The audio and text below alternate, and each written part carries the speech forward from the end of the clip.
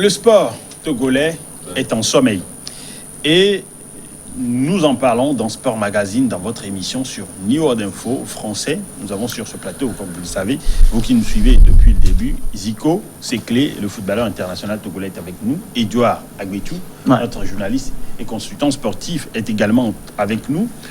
Et alors, Zico, en tant que sportif, vous avez envie de retrouver les pelouses. Nous, journalistes sportifs également. Bien évidemment. Et le public sportif également. Mais cela doit passer nécessairement par la réouverture officielle des stades, ce à quoi vous en appelez. Et vous, dans votre combat, sur les réseaux sociaux, on voit, vous allez devant un stade, le stade est fermé, vous allez dans un... avec les inscriptions. Le marché est ouvert. Et vous allez également devant une église, l'église est ouverte. Alors, quel lien vous faites entre ces images? D'abord, quand je vais devant un stade avec une pancarte, le stade est fermé. Et je vais par exemple devant une église où tu te retrouves avec plus de 500-600 personnes, certains pratiquement sans cache-nez. Bon, vous nous informez. Ouais. Oui, je vous informe. Quand tu te retrouves dans les marchés, vous voulez dire? Avec, je ne sais pas, le nombre de personnes. Dans un marché. Des milliers de personnes. Des milliers de personnes. Mais, nous, on nous fait savoir que c'est pour éviter ce genre de regroupement-là qu'on a fermé le stade. Bon, pas forcément pour éviter les regroupements, hein, Zico. Non, attendez. Edouard, il faut laisser Zico. Pas forcément. Mais, monsieur Edouard, quand vous me dites que ce n'est pas forcément lutter contre la Covid, c'est quoi? C'est éviter les contacts. Les milliers de personnes au marché. Il faut porter les masques, respecter les mesures de distanciation. Vous pensez que quand vous retrouvez un millier de personnes dans un marché, il n'y aura pas de contact? Non, mais quand vous avant d'entrer dans les marchés, il y a au moins un dispositif de lave-mains qui sont là. Quel marché? Il pourrait y avoir... Par exemple, quel marché? Le marché d'Aguasillé, par exemple. Je suis désolé. J'en ai vu le week-end dernier. Je suis désolé. On ne va pas mener le débat là-bas. Je suis désolé. Mais donc aujourd'hui, oui. Que les gens sachent que ce qui nous arrive, nous les footballeurs, oui. Je le répète, c'est que de la méchanceté, c'est de l'injustice. Nous pouvons aussi jouer avec des mesures barrières. Ils vont mettre les seaux d'eau, on va laver nos mains. Mais il faut rester en bonne santé pour jouer. Mais il faut rester en bonne... Ceux qui sont au marché ne sont pas en bonne santé. Mais ça, c'est juste pour faire les emplettes. Non, attends, je suis désolé. Je vais désactiver ton micro. D'accord, c'est bon. C'est bon, je reste tranquille en attendant. Donc, c'est ma manière de m'exprimer, mon mécontentement par rapport à notre situation. Donc, vous trouvez injuste le fait de laisser les marchés fonctionner normalement, les églises, les bars, avec bien sûr les mesures de restriction, bien sûr, et bien même les églises, bien sûr, fonctionner alors que les stades sont fermés. Donc, vous trouvez ça injuste? Oui. Edouard, vous voulez répliquer? Ah oui, justement. Bref. Forcément, je vais être bref, justement. C'est dire que dans les bars, quand vous ne respectez pas ces mesures barrières, il y a les agents Covid qui passent, justement pour vous dire, OK, sur une table, au plus 3 personnes, au plus 3 personnes sur une table. Je reviendrai ici avec des vidéos des bars. Vous m'aviez dit, vous m'aviez dit de me taire, donc il me laisse continuer, n'est-ce pas? Alors, justement. Donc, et quand vous allez dans les marchés et vous constatez que la revendeuse ou bien le vendeur de viande ou le boucher, j'allais dire, justement, n'a pas son masque, vous lui dites également, parce qu'il y a des agents qui font le tour, parce qu'on ne va pas vivre quand même. Là, ce sont des... Enfin, je ne veux pas le frustrer et frustrer tous les footballeurs. Ce sont des produits de première. Vous êtes en train de faire, monsieur. Ce sont des produits de première nécessité justement pour la population. On ne va pas quand même fermer ça. On ne va pas empêcher les gens d'aller faire les emplettes pour pouvoir revenir à la maison. Et en gros, c'est plus vital que le sport. En quelque sorte. Il faut pas. On n'enlève rien au oui, justement. Et là, nous sommes dans un championnat amateur. Je le précise encore une nouvelle fois. Je suis journaliste sportif et je vis du sport également, ou bien des sports. Et je suis au chômage également. Mais il faut que je sois en bonne santé. Et quand nous sommes dans un championnat amateur où on n'a pas de véritables moyens, je prie tout le monde de ne pas faire certaines comparaisons parce que le Togo n'est pas le Bénin, par exemple. Le Togo n'est pas le Burkina Faso, comme il le dit. Nous avons différentes sortes de manières de pouvoir gérer la situation. Et la CAF, la dernière fois, quand elle autorisait les différents États à pouvoir autoriser certains supporters dans les stades, la CAF a bien précisé que ça dépendra de chaque État qui pourra autoriser ou non les supporters dans les stades. Et ici, quand nous n'avons pas encore... Mais pourtant, on joue au foot. Ça dépend. Mais pourtant, ça se joue. Et dans quelles conditions, Zico? Dans quelles conditions, comment vous nous parlez de quoi, monsieur? On donne des dérogations. Zico. Que vous avez pris pour aller en Tunisie jouer? Alors, en Tunisie, je vous répète encore une nouvelle fois que la Tunisie n'avait pas bien organisé ce stage-là pour les éperviers. C'est la Tunisie qui vous a organisé le stage. Mais oui, nous venons... Les Tunisiens qui ont organisé le stage à la Fédération togolaise de football. Les informations données par la Fédération disent véritablement que la Tunisie, enfin la Fédération tunisienne de football, n'ayant pas fourni les éléments nécessaires justement pour les matchs amicaux. Quand vous êtes dans une période de Covid et pour aller dans un... Je comprends. Vous devez attendre que ce dernier vous donne des informations. Je comprends parfaitement. Je comprends parfaitement votre frustration. Je suis désolé. Je rappelle.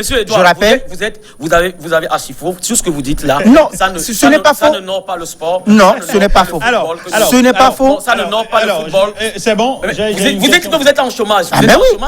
Justement. Imaginez le nombre de personnes qui sont en chômage. Moi, je plaide pour la cause des joueurs. Mais imaginez, le gardien de stade, il n'est pas payé depuis 10 mois.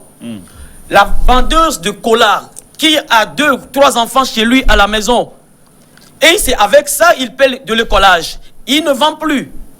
Alors, les enfants sont où? Je rappelle une chose. Ceux qui font les entretiens. Mais quand je parle du football, quand je plaide pour qu'on joue au foot, il y a beaucoup de facteurs. Même si aujourd'hui on va jouer sans les supporters, il faut qu'on le fasse parce que déjà quand tu prends le nombre de milliers de joueurs qui sont là et qui ont une famille. D'abord, quand on jouait le championnat, on est payé au SMIC. Ah oui, n'oubliez pas. Ça aussi, je suis un acteur. Et j'en suis également. Vous ne jouez pas au foot, vous êtes journaliste. Vous ne connaissez pas le fond. Nous, on joue. Oui. Vous jouez, nous on parle. C'est nous qui jouons ça. Et nous sommes payés au SMIC. Nous sommes payés au SMIC. Maintenant, ce SMIC-là ne nous suffisait pas. Aujourd'hui, nous sommes à la maison, ça fait 10 mois. On a des loyers à payer, on a une femme à la maison. Il y a des charges. Non, je ne dirais pas des charges parce que les gens ne comprennent que quand vous parlez de charges. Alors, il faut les citer alors. Bien sûr. Les gens ne comprennent que quand vous parlez de charges. J'ai une femme, j'ai un enfant. D'autres, j'ai un loyer à payer. D'autres ont 2 enfants, vivent toujours dans la location. Mais vous voulez qu'on s'en sorte comment? Si on n'a que le football comme métier, dites-nous, monsieur, on va s'en sortir comment? Oui, que ce combat soit légitime ou pas, cohérent ou non, vous avez quand même des gens qui partagent quand même votre idée. Beaucoup d'acteurs, notamment les joueurs, d'autres joueurs. Il y a le capitaine, il y a Labarco de Fodo également. Qui vous suivent et qui vous encouragent. Alors, au-delà de ces gens, il y a aussi, vous avez la population derrière vous. Vous avez d'autres acteurs, des entraîneurs, des acteurs politiques ou sportifs. Bon, je peux vous rassurer qu'aujourd'hui, quand j'ai commencé ce combat, je tiens à dire déjà merci à Ouomé Dové. Oui. Ouomé Dové, à Tchadjobo Viri. Ah oui, le joueur de Bolossou. De Bolossou, Tchadjobo. Quand il a vu la photo, il m'a appelé, il a dit, tu es où? J'ai dit, je suis à la maison. Il a dit, ok, j'arrive. Il est venu directement, il a dit, ce combat, ce n'est pas ton combat. C'est pour nous tous. Il a pris le pancarte, il a pris les photos. Ouomé Dové a partagé ça directement sur sa page. Certains journalistes, ils se connaissent. Oui. Justement, j'en fais partie. Evans, non, je suis désolé. Ah bah oui, j'en fais partie, vous ne saviez pas. Evans, au passage que tout le monde connaît. Bon, je ne vais quand même pas citer les noms, mais eux, ils se connaissent. Jacques Kessim et l'autre là de Victoire FM, le nom m'échappe. Je tiens à leur dire merci. Maintenant, je vous dis, ce combat, on le fait ensemble. Jen a fait une lettre. Vous pensez que Jen s'est réveillé un matin pour écrire cette lettre? Au ministre du Sport, non. Jen a vu et il a compris que trop, c'est trop. Et on est dépassé. Et il a fait la lettre. Il a fait la lettre et on a vu la réponse que madame la ministre a envoyée. Et ça rejoint ce que je dis en quelque sorte. Je suis désolé. Je suis désolé. Tout dépend de l'État. J'ai des messages des gens.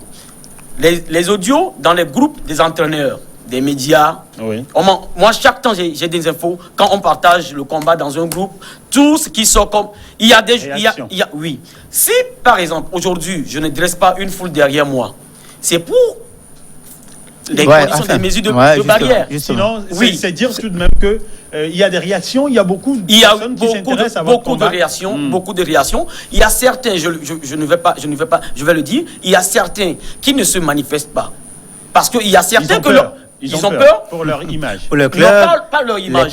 Ils ont peur parce que vous savez, vous et moi, qu'aujourd'hui, ici, nous sommes dans un pays, si tu ne sais pas faire, ils seront boycottés. Ils seront boycottés au niveau de l'équipe nationale. Ils ont peur. Mais ils sont conscients quand même. De l'intérêt du combat. Mais ils ont peur. Il y a d'autres qui m'envoient des messages, d'autres ils le partagent. D'autres ont reçu même des coups de fil de certains dirigeants, de certains grands frères qui si jamais tu poses ce genre de trucs, tu auras affaire à moi. Et ils n'ont pas fait. Ils m'ont fait savoir ça aussi. Mais dans tout ça là, c'est qui le perdant? Justement, en parlant des autorités, au-delà des réseaux sociaux. Alors, oui, Edouard, je vais en venir. D'accord. Zico, aujourd'hui, c'est son émission. Ah oui, ça c'est sûr. Et je l'accompagne. Je l'accompagne tout simplement. Non, je pense qu'elle va parler. Il veut parler de la réponse de Madame la ministre. Alors, vas-y. Puisque Zico te donne la parole. Alors, Zico me donne la parole. Ça, c'est fou, ça. Alors, ma question est de savoir, vous menez un combat. Oui, on est tous d'accord. Je vous ai dit tout à l'heure que j'accompagne l'idée, même si vous n'êtes pas d'accord, c'est pas grave. C'est juste que je répète encore une nouvelle fois que nous sommes dans un championnat amateur. Dans quelles conditions voulez-vous que ce championnat reprenne du moment où les clubs, par exemple, n'ont pas ces moyens-là de pouvoir mettre les joueurs... eux-mêmes d'abord. Eux-mêmes d'abord. Parce que n'oublions pas que c'est l'État qui donne. Mais oui, nous n'avons pas une ligue ou bien une fédération qui organise à elle seule le championnat. La fédération dépend de l'État comme toutes les autres fédérations. Dans quelles conditions voulez-vous que ce championnat redémarre pour les clubs, par exemple, qui pourront, je ne sais pas, mettre les joueurs dans un hôtel, terrain, hôtel. Vous aviez pensé à tout ceci? Monsieur Diop, ça fait combien d'années que vous parlez de cette histoire de championnat amateur? Vous n'êtes pas fatigué? C'est une réalité. Non, mais je ne refuse pas. C'est pas moi qui l'ai inventé. Non, je te demande si vous n'êtes pas fatigué. Moi, je suis fatigué de ça. Je vous dis. Je vous le dis. On est content de dire. Je vous le dis. Je suis fatigué de ça. Aujourd'hui, nous, les Togolais, étant qualifiés pour une Coupe du Monde.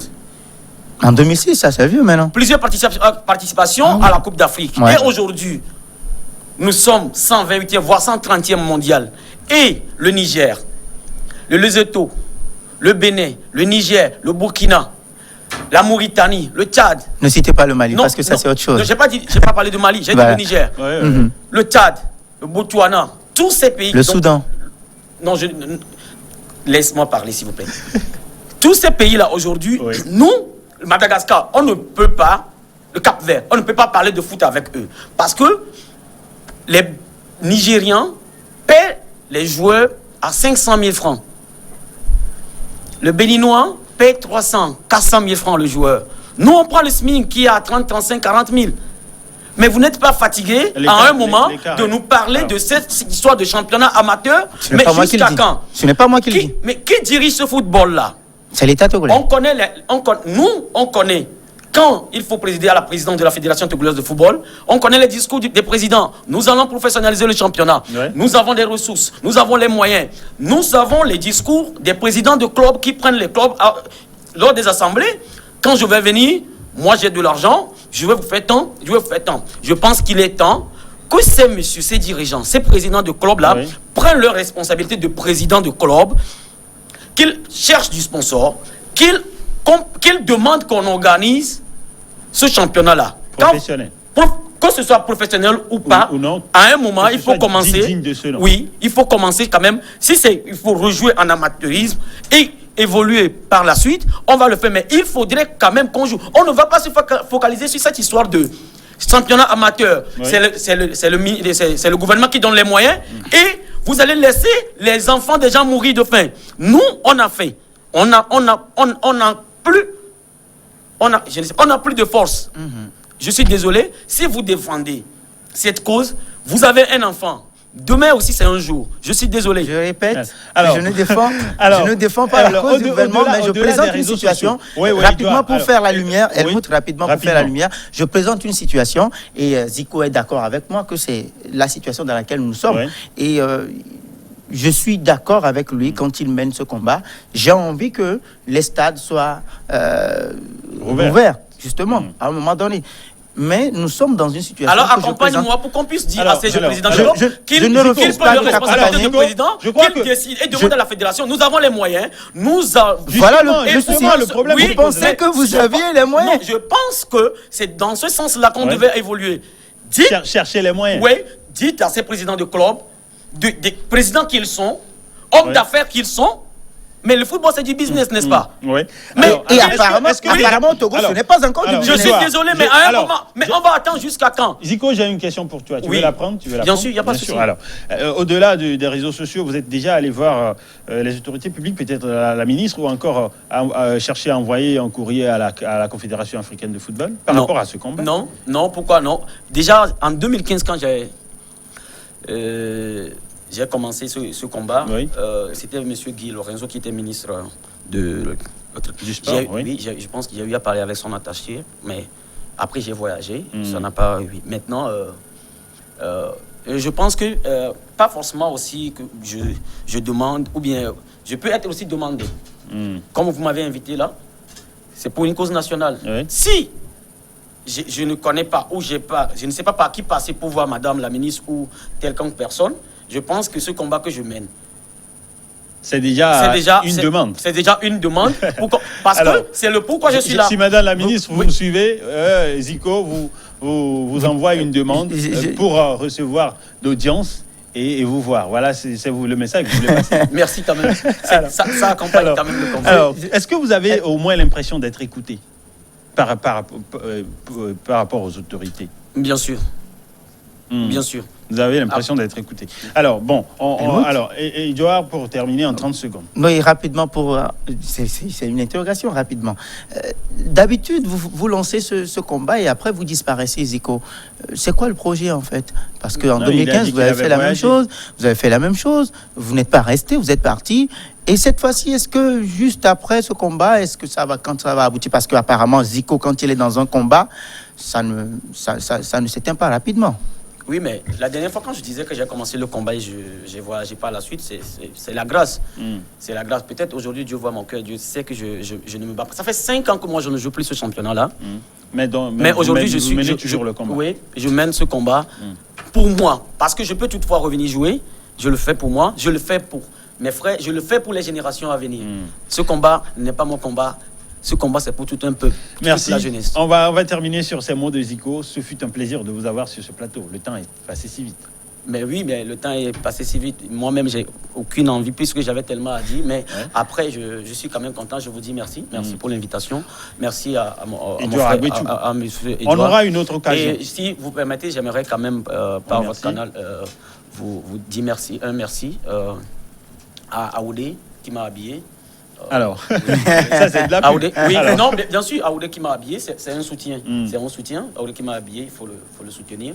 Et un coucou spécial à ma femme et à ma fille à la maison et tous ceux qui me soutiennent de près ou de loin. Merci Edouard également d'être passé. Merci à vous, merci également au Feu Follet et l'Antilope Zico. Bon courage à lui et je le rappelle que je le soutiens dans son combat. Merci. Merci également à vous, nos chers téléspectateurs, pour votre intérêt à cette émission et d'être restés en notre compagnie, de nous avoir suivis très nombreux. Bonne suite de nos programmes sur Niod Info.